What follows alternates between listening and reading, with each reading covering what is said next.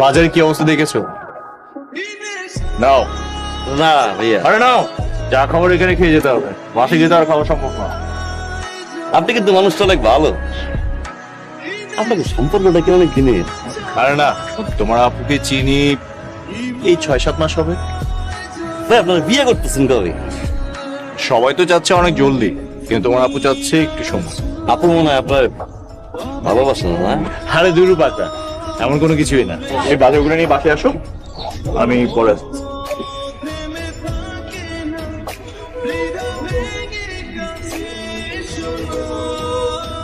আপু কি করেন?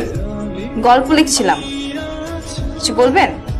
আপু একটা কথা বলি, বলেন না। আপনি কি সত্যি বিয়ে করবেন? এটা আমার পার্সোনাল ব্যাপার নয়ন, আপনি কেন জিজ্ঞেস করছেন?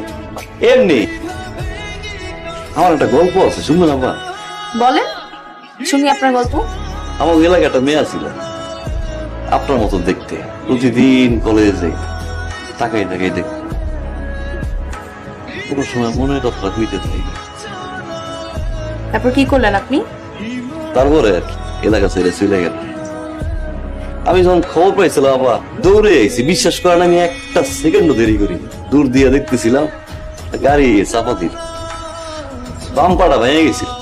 7টা মাস ধরে আছে, অনেক খুঁজছি, ঠিকানাটা পাই না।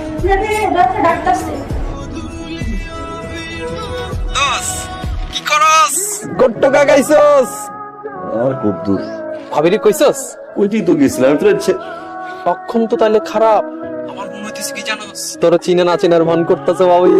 তুই কি চিড়িটা দিছিলি? দোস্ত, চিঠিটা তো আমি দিতে পারি না দোস্ত। কি করবি তুই এটা?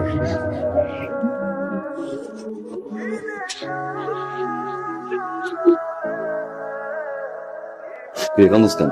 খালো না, খুব বুকে ব্যথা করতেছিল, আপনি তাড়াতাড়ি ডাক্তারের কাছে নিয়ে গেছে কি বস কেমন? একটু আগে।